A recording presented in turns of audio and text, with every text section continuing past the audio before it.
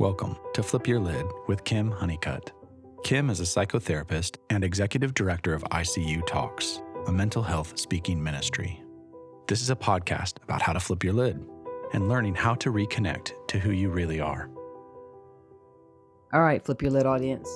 I really feel like there's a special message that's going to be out there today, and I know it's going to be a very non-binary, fluid, flowing message. And the reason I'm telling you this is because I skipped my morning run to hang out with our guests today. Y'all know I don't skip my Friday morning run, but I got Chris Kratzer with me, and this is the only time he could do, and he has an important message, and he is part of my healing process. And so I think he might be part of your healing process too. So Chris, welcome to Flip Your Lid. Well, thank you. It's an honor to be here. Yeah, this is great. So, well, good morning. I know you have a huge bio and a lot of credentials, and we'll get to that and all the good things. Your main credential being from Shelby, or living in Shelby at least. Like that's like top notch right there. Doesn't get any better. Yeah. Yeah. All right, because we're just going to get started. Please tell me and all of us that are listening, tell me a little bit about what flipped your lid and what measures you had to take to start reconnecting to who you really are. Yeah. So, I had been a conservative evangelical pastor for years. I started off in the ELCA. I had my degree in college, and then went to 4 years of seminary, and became an ELCA Lutheran pastor. And 4 or 5 years into that, I just I went towards a real conservative bent. Mhm. And a lot of it was based on my ego, at that time, the Purpose-Driven Life, and the Purpose-Driven Church by Rick Warren had just come out. Mega church, idea, everyone would be the next Bill Hybels and Ed Young and Rick Warren. And so I really, I snorted that cocaine and really felt like, hey, the ELCA is just not going to be the place where I'm going to be the next, mega pastor. And so the ego was really involved in that switch. So, I really feel like a lot of times we take emotional decisions and then we spiritually rationalize them. Oh, that's good. And that's Yeah. exactly what I did. I just, all of a sudden, women in ministry was bad to me, Huh. ordaining, gay people was bad to me. Infant baptism was not the way to do it. And seeing the Bible, as the perfect word of God became important to me. So all the evangelical things that, you need to adopt, I went ahead and just did that. And I got connected with a very, very large church in Tampa that was a conservative evangelical Southern Baptist contemporary, but nonetheless. Anyway, so I switched over to that, and that really became the denomination and kind of brand of Christianity that I was pastoring in for the next, 20 years or so. And I think what kind of really shook things up. It wasn't like one thing, but it was a process of things for me. And I think if I really had to kind of center it down to one thing that kind of just turned the tables, for me inside was honesty. Mm. I just became honest with myself that I was becoming less like Jesus and not more, that I was a worse husband because of evangelicalism, not a better husband. I was more selfish, not generous. It was, all about me. And then the honesty to say that none of this is working. Mm. All the praying harder didn't make any of the changes that you'd hoped for. The studying the Bible harder and taking all the 5 steps and 4 steps and prayer formulas and this and that and everything else. If I was honest, I was like, I'm not sinning less. I'm actually probably sinning more. Mm. And I just had to take an honest look in the mirror and go, this is not working. And not only is it not working for me, it's not working for my kids. It's not working for the people I'm pastoring. All the promises of evangelicalism, when you're honest about it, and you're not consumed by the elixir of it, and you start to sober up Mm. and you really become honest. For me, that was the point where I was like, whoa. And then I had a real, you know, I had some medical stuff come for me that, and some, anxiety and depression that really hit me. And this is really fleshed out in the first book I wrote, but there was a moment where I was so in a place of darkness, spiritually, emotionally, even physically, that we were in our townhouse at the time. This was over in Lexington, North Carolina. And I took Amy, my wife, upstairs, and I literally said to her, said, listen, you just need to find a better husband and, a better father for the kids. And because everything I touch is just turning to crap. And I just don't feel like, I'm, the person that they need, you need. And I literally was at a place where, suicide was an option there, in that moment. But then I had this moment, at that time, I really understood it as just this moment of grace where I really just felt like that all the things that I thought about God in terms of this judgmental, wrathful, watching every move you make and, adding up the score to see how your performance is going to add up and all that stuff. I just really sensed in that moment that that was completely false and that God was so much different Mm. than that. And that kind of rescued me and began the flipping part of where and really, just a real stark moment of honesty where I said,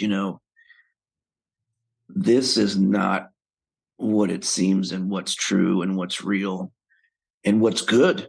Right. Yeah. And so that is, to answer the question, that's really what flipped things over. But it was a process. I didn't, Mhm. nothing changed, completely overnight, but that began, that honest journey began reevaluating everything because now you're looking at it through an honest lens and you're really asking yourself important questions at every step. And so the more I did that, the more things changed for me to where eventually, probably a few years later, I actually, made a 180-degree change. Mm. I became an affirming, pastor, and had moved really away from a lot of it became very. I hate this term progressive, but I became a lot more progressive in my faith. I mean, and now, I'm at a place where, I'm, you know, I'm not afraid of the honesty. I don't feel like there's a place where my honesty is going to push God too far, Mm. or where it's going to push my beliefs too far, and I'm just outside of the realm. And but that's been a long, long journey. Yeah. And back then, we didn't, deconstruction wasn't even a word. You know, it wasn't even something that you could read about. No one was publishing books about these things. No one was, Facebook had just started, I think, back then. And this was just a real um, honest journey in a sense of I'm not following anybody else's footsteps. We're not, trying to, just take on someone else's spiritual journey because they told us to do so. Or you went to some conference on being woke or something like that, and you're just applying these formulas. This was like pretty Mm. organic from the start. Right. And so that's kind of how things really evolved over time for me. Wow. Wow. You know what? I've been sober for a long time, and your terminology, vernacular is out of recovery. The whole idea of the I dopamine mean, hit, the drug, the cocaine reference of the idea of like how much ego driven, how powerful and separate from self, right? Because that when we are in yeah, our fight mode, we feel better then. And so I hear right. the addiction of that. Well, and it's exactly that. And the one thing that came to me as well, and I don't mind the term deconstruction, but I don't think that really gets to the heart, at least from my experience of what happened. Because what I realized is that I'm not deconstructing, I was deconstructed. Mm-hmm. That, because, we're told that our minds are wicked, that our hearts are evil, that we are separated from God, that we're depraved, that we are not even spiritual, and then unless something happens, we can't even understand the things of God. Mm-hmm. And so evangelicalism deconstructs the hell out of us. Yeah. Yeah. And so, when I started to recognize that I'm not really deconstructing as much as I'm discovering how much I've been deconstructed Yeah. from That's who good. God sees me, and from reality and who God is, and blah blah blah.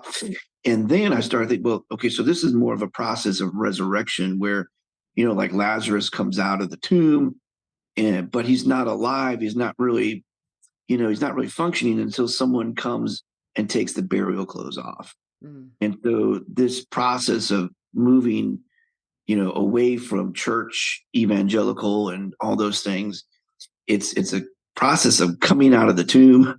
You Yes. realize, and it's a process of unraveling all the burial clothes that evangelicalism just strangled us with, Mm-hmm. and realizing you have always been fully alive. You've been always fully affirmed. You've been always, good enough. And you've always been inseparably connected with God.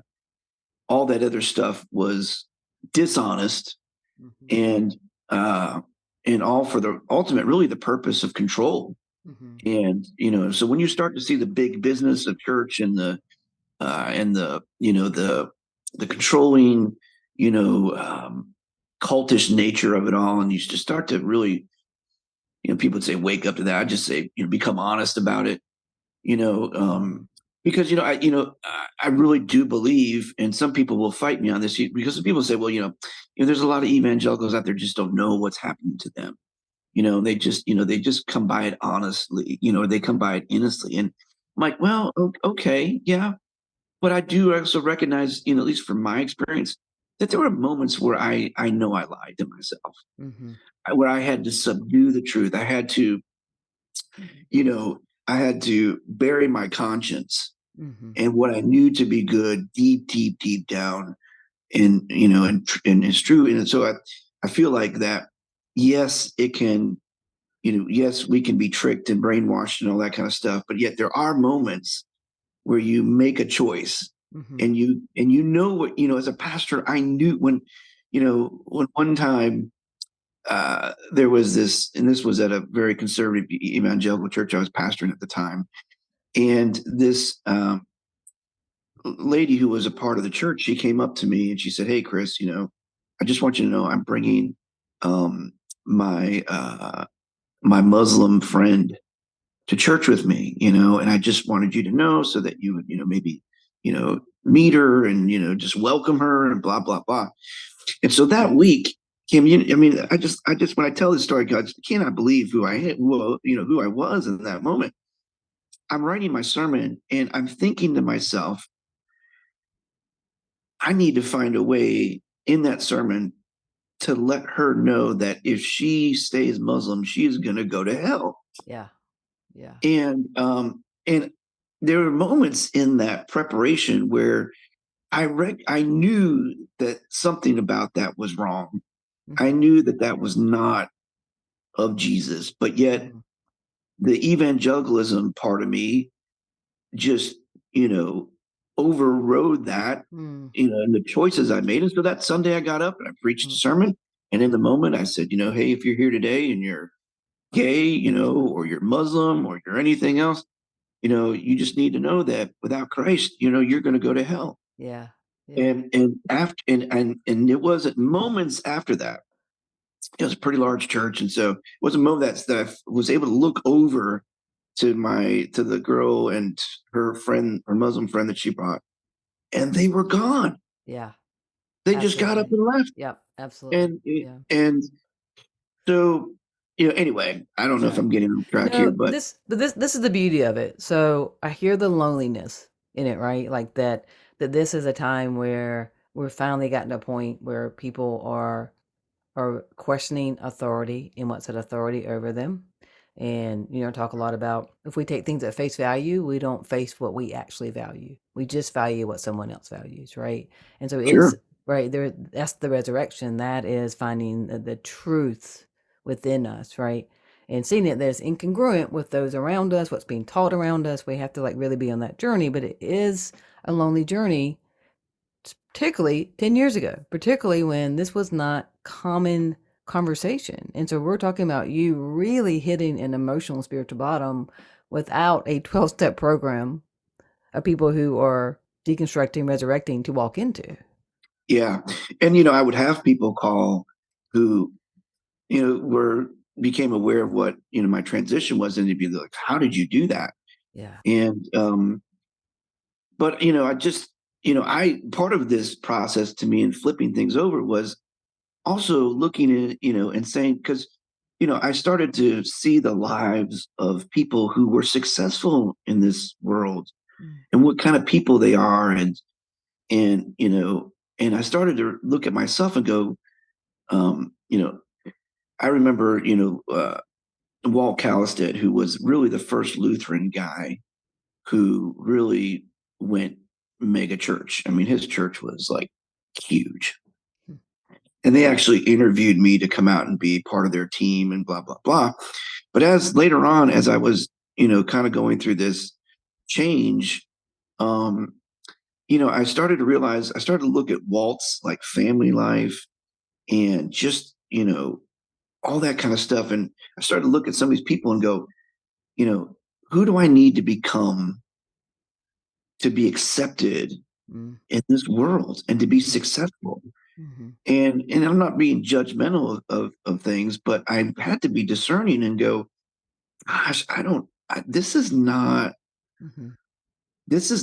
the promised land. Yeah.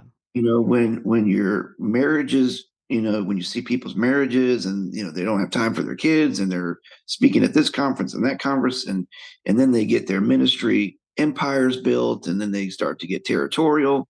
Mm-hmm. And I'm going, and this is even in the progressive world. That was one of the things Mm-hmm. that kind of threw me off. When I first entered progressive worlds, I'm thinking, oh, okay, well, we're all going to be on the same team and we're going to encourage one another because, we have a different view on everything and we've come through the fire and blah, blah, blah. Bull crap. Yeah. I mean, there are equally as many progressive leaders and so forth who are just so territorial and ego driven and personal ministry empire minded. But anyway, I just started to look at that. I go, no, I don't know if this is for me. Yeah. I Yeah. just don't know if I want to become that callous person who just has this vision inside of them that everybody just needs to kind of bow to, Yeah. you know? Yeah. And everybody becomes a means to an end. Right. Well, and it's still dualistic, right? Like it's still that idea. And like I can see from your point of view, and it's all assumption, like what's attractive about being in this evangelical world and that women are on this stage, gays are on this stage, like it's my Absolutely. stage. I can see like Yeah. right. And so we know So, a lot of what drives us into whatever type of dependence addiction is there is it's an avoidance of pain. It's an avoidance of what we yeah. actually have within us that's pain, that's causes pain or trauma, whatever it is. And so to step into that limelight means you can continue to avoid the pain. But it kept resurfacing for you. Like something kept happening. Something just felt really incongruent and just, as you said, Well, nothing got better. dishonest. Yeah, nothing got better. Nothing got Right. better. So you're going, wait a minute. So if I pray these prayers and I dot on my I's and cross on my evangelical T's, Yeah. then, you're going to, have this much better life and you're going to be successful. And, Hmm. you're going to have the story of one day you have, one year you have 300 baptisms and your church is grown by, 100% and blah, blah, blah. And everything's hunky and dory. Just Right. none of that ever happened. And if it happened for a few people, you start to go, what what erosion must have taken Mm. place Sure. for that No, to happen? no, it's a good point. And I'll tell you what I've seen with people is that when people avoid their pain, they avoid their purpose. In that they can stay in because instead of being purpose driven life, it's an ego driven life. They can stay in it and they feel less and less and less. What they feel is just better than, right? Like that's all they can feel is that what they have to go deeper into what they already believe, right? They have to believe it more and be more against other groups of people. Otherwise, they have to actually look within. Yeah. And that's loss of income, that's loss of friends, that's loss of community if they really, really look. Yeah. I mean, I walked away from all that, and, Yeah. in a small town, you see people at Walmart and now they don't even look at you. They hide behind the aisles, and, Mm. and, and it's, but, then there's this whole other community that you discover who actually, see you for who you are, and you don't have to perform, and you don't have to be someone that you're not. Mm. And, those were some of the kind of things that just kept me, kind of walking towards the light. You just have Yeah. these moments of where you see light, you go, oh, wow, never saw that before. Now that's pure. That's good. Let Yeah. me move toward that. Yeah. Yeah.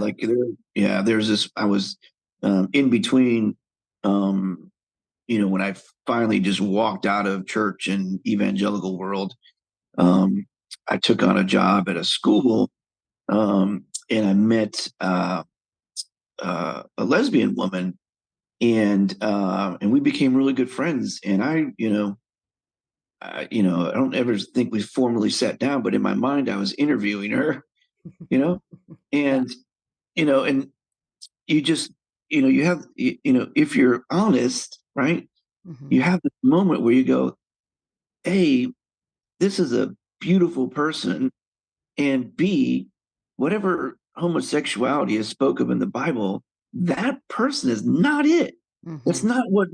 That cannot be what we're talking about here, Yeah. because this person is not the demon. They're not the abomination. They're not the thing Mhm. that we've been taught, the Mhm. scripture, labels, people who are gay. And I'm going, this is bull crap. Yeah. And I go, and I just realized I was wrong about all that. Mm. And by the way, that's when it was that moment that I wrote my first article on I'd written a blog, up until that point, and it was maybe I'd write every 4 to 6 months or something like that. Uh-huh. I did never see myself as a writer, didn't care about writing. And anyway, so what happened was just shortly past that moment, when I realized I was wrong about that, um, my pastor, who's been kind of coaching me along forever in my ministry, he calls me up. He says, Chris, he says, you know what? I don't know how to tell you this. He said, you're a pretty good preacher, but I've found your blog and you're like an amazing writer. I'm like, what are you Wow. talking about, Michael? He said, no, Chris, I think writing is your thing. I'm like, what do you, I mean, I'm thinking, man, Mm. what do you, I mean, what's going on? Anyway, so I've always listened to him. Mm. Long story short, so I said, okay, fine. I'll be intentional about writing. The first thing I wrote was the article, What If You're Wrong? A Mm. question for every anti-gay pastor friend, Yeah. father, mother, Yeah. brother, sister, something like that. Right. And that thing went, I mean, I posted it once on Facebook. At that time, I maybe had like 200 friends or something like that. And that thing just went overnight, and Mm. literally woke up the next morning with hundreds of emails.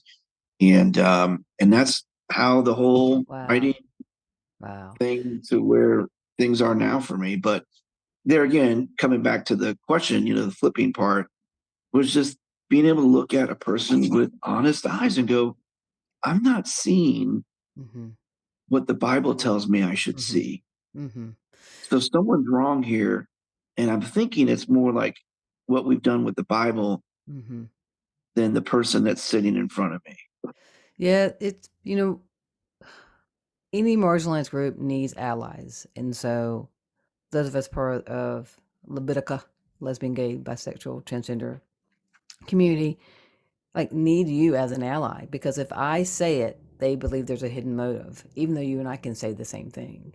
But the idea of learning and researching that the Bible doesn't really talk about homosexuality, it talks about a whole lot of positioning of masculine power Right. and different things, but Right. people won't take the time to research that unless it affects them, right? So, but Right. if I say it, then they think there's a hidden agenda. You don't necessarily Right. have a reason. You just had a heart for it. You had an Yeah. honesty for it. Well, and the other thing too is, you know, you know, I don't have a a gay child. I mean, that wasn't like, Yeah. because you hear of some people like, oh, I want my son or my daughter's Uh-huh. gay. And now I've got to figure out how to Right. work this into my faith and reevaluate everything.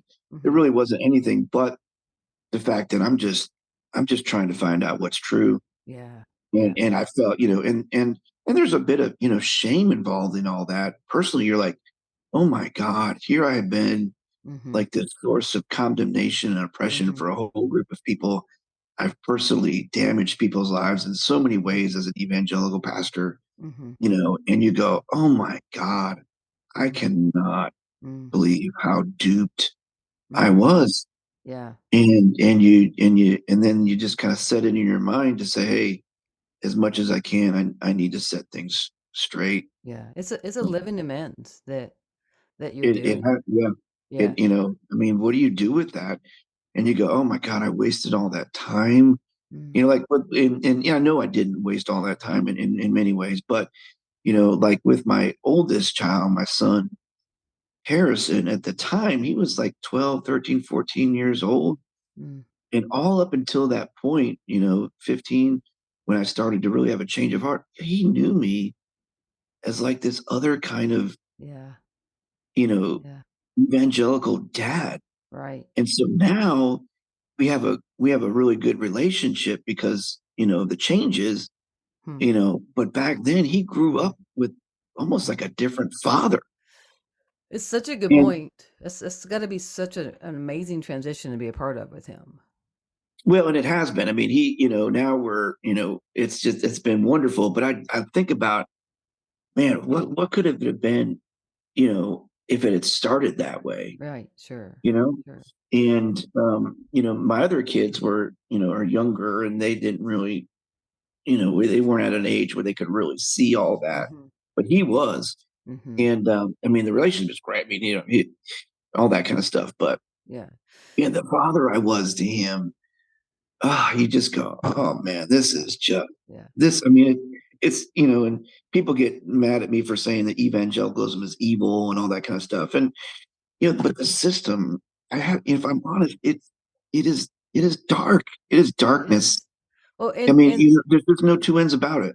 it's a system of disconnection. And so where we experience God and where we get to a higher consciousness is in connection. It's in part of our autonomic nervous system called ventral vagal. I'm sure you know all that. But just that's where we actually feel connected. If I'm constantly telling you my dualistic thinking is the only way to be, I'm not connected to myself. Therefore, how am Yeah. I connected to God? And yet I'm preaching and talking and telling you that it's all dualistic, heaven, hell, male, female, gay, straight, right? Like one thing is good and one thing is bad. Everything's good, bad. Like there's nothing to grab hold of. And so if you as a father, there was nothing for your kid to grab hold of, like that like you probably just have this embodied experience now with him, like this beautiful, just very different level of connection. Oh, yeah. And it's also breaking, systems as well, family Mm-hmm. systems and things like that, you know, and, but I think, for me, part of the evangelicalism is just you can turn your brain off and your Mm-hmm. heart off. It's just Yep. so cut and paste. Yep. It's like, you just fall into step like you're, Mm-hmm. in a military thing. Mm-hmm. And the promise is if you just, kind of pull the plug on your heart and your Mm, brain, mm, you know, and that's what that's why all the book banning and mhm, it's there's a in order to swallow it whole, you've got to turn off a lot of stuff that yeah, God wants you to have on. yeah, And they don't want you to test the spirits and see if they're mhm, from God because they yeah, know if you really do that and you do that with honesty, they're cooked. Their mhm, whole system falls apart. mhm, and And it's also a very money motivated system, and so they lose oh, money. it's big business. It It's is big business. That's business. all. I mean, Mhm, and I was in that world. I know all about that. And it's hard, because I know in these conversations, we all, as we're describing these things, and we're talking about our journeys, it's hard, it feels like you're being judgmental, but I think there's a point where you go, no, this is not, I'm not judging anybody to hell. I'm not condemning them as a person who's beyond, any grace or whatever, like they do with a lot of, Mhm. like as that system does. Mhm. But I am saying, you know what? I'm looking at this with eyes wide open, Mhm. and I can't deny the truth and the light, or whatever you want to call it, that you're seeing. Mhm. And it's not about condemning something to beyond reconciliation or beyond goodness. You're just being honest. Yeah. Yeah. Yeah. Such a beautiful thing. The integrity of the truth. I'm The going to go back. integrity of that, and I mean, it is so. I mean, that system. I mean, that. I mean, that system it has a hole, because when you're indoctrinated into this idea of hell. I mean, just that Mm. in itself. Mm. I mean, the fear of believing anything different is Yeah. just so. Mhm. I mean, it is so controlling, Mhm. and that system has an answer for every step towards the light that you could take. They have an answer as to why that is actually not light, it's Mhm. darkness. They're Right. just, I mean, it takes a tremendous amount of Mhm. bravery, I think, Mhm. to be able to go, no, no, I trust God enough Mm. that I can actually believe that I could believe anything and I'd still be okay. Yeah. I could take this journey and I'd still be okay, because Yeah. that is, I mean, in evangelicalism, man, those claws just, it's so hard to break free from, to be able to really evaluate Mhm. and have the courage to go, you know what? I think God's bigger than this whole thing. Yeah. And more And to loving. trust that. Yeah, and to trust that. I want to go back to your writing because you brought up being brave, and I assume it's one of your most recent writings that was shared over and over and over again on Facebook, and it's the one that starts with "What the hell did you expect me to do?"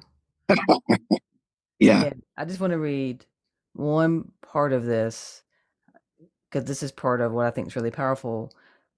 But now you call me a libtard, a queer lover. You call me woke, a backslider. You call me a heretic, a child of the devil. You call me soft, a snowflake, a socialist. What the hell did you expect me to do? And so, if y'all haven't read this, I hope that you can go grab this and see this, and we'll talk about that in a minute. But I just want to talk about what that was like for you, people's response to it, um, particularly as you talk about this. How did the word woke when Jesus? This is based on Jesus being woke, right? Jesus woke up on the third day. How is the word Right. woke such a horrible, now blemished word that if I'm woke, I'm somehow beneath love? How did they manipulate that? How do we get here? Well, in my opinion, it doesn't serve the agenda of control. Mm, You know, it stands against everything that they need mm, to move forward in the faith. You can't have compassion right. and be an honest evangelical and be a faithful evangelical. You can't have um, free thinking and be and swallow the evangelical pill. You Yeah. can't have a heart that embraces equality and inclusiveness, Mm-hmm. and men being tender and emotionally available. Yeah. You can't have women being equal. They Mm-hmm. they have to Men have to be in control. White Mm-hmm. men have to be in control. You Mm-hmm. can't be a person who is in solidarity with the marginalized, and you can't be an educated person, because they can't drive the ignorance into you as easily.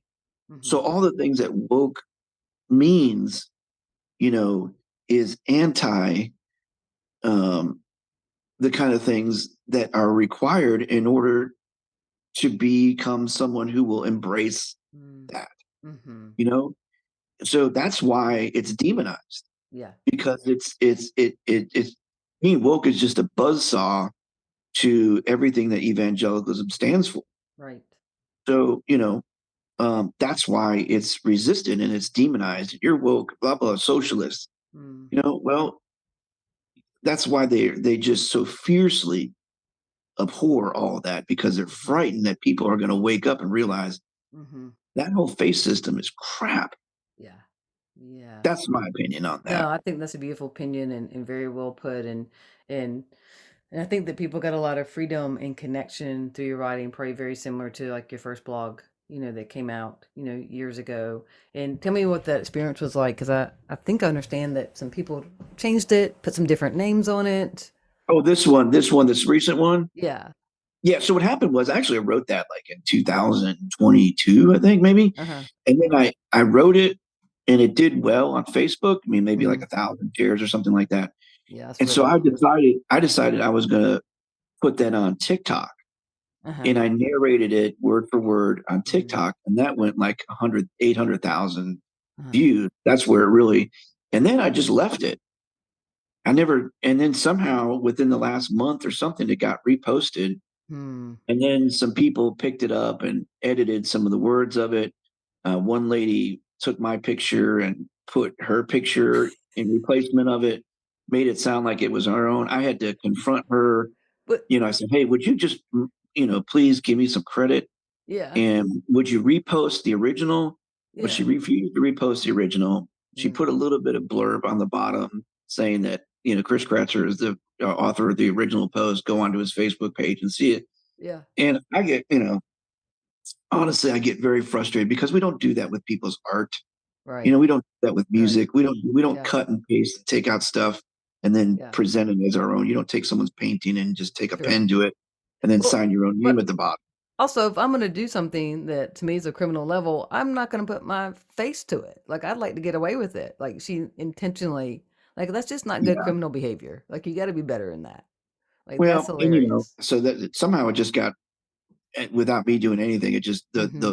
the post from over a year ago just Mm-hmm. surfaced. Someone Mm-hmm. saw it and shared it, and then it just kind of mushroomed from there. But Well, yeah, I'm very glad because I'd already knew I had intention of reaching out to you and getting to know you a little bit better. And then when I saw that resurface, and that was kind of my indication of to let do this. But also there was something about the fact that someone took it and tried to adapt it in their own way that just grabbed my attention of the idea of something that's resonating with people so much. I think it's almost because like what we've done to the Bible and different things, like not learning the original intent, not going yeah, deeper into what's really going on, and just taking things at face value. Like that is where yeah, so much of our pain comes from, is that we don't question it, that we don't question what has authority over us. yeah, yeah. That's true. That is true. Well said. Yeah. So where are you now? Like, what are you doing? And are Well, you I'm getting to actually write full time or? no, no. I wish that were a possibility. Yeah. I'm actually a financial advisor. I switched careers and do that in order to make ends meet. It's not my. I mean, I don't mind it, but it's not my strongest passion. And Yeah. um, so I don't. And I've been thinking about another book, but for me, I'm not good at writing when I don't have something that I really Mm. feel Hmm. strong about saying. Mm-hmm. And so, having a book, it's a birthing process, and I just haven't had I don't know, the drive to do that, yet. Mm-hmm. But being a writer, and as Mm. being, putting this stuff out there, particularly the way I do it, Yeah. um, you get a lot of pushback, and Yes. it becomes No matter what. and people, I don't think people realize, Mm-hmm. when you're a creator, a creative person, and you're putting you give out a certain amount of vulnerability and Mm-hmm. honesty, and then you put words to things that other people are feeling, Right. you get, the pushback. It Yeah.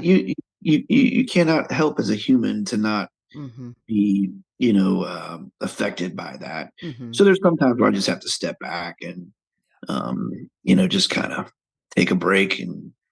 But that's part of the process. It's part of the Yeah, it is. It helps me a little bit is knowing, like I just did a reel, I think a couple of days ago about predatory listening, and that there are people who like it is very intentional that they're going to ask you a certain question, or they are Uh, looking for certain words in post because they want to attack. And again, the idea of attacking and causing separation in the world and doing it in the name of Jesus does right, not resonate with me, in that it's my job to not be as dualistic as they are, right, to not morph into that, and to right. remain in who God's called me to be.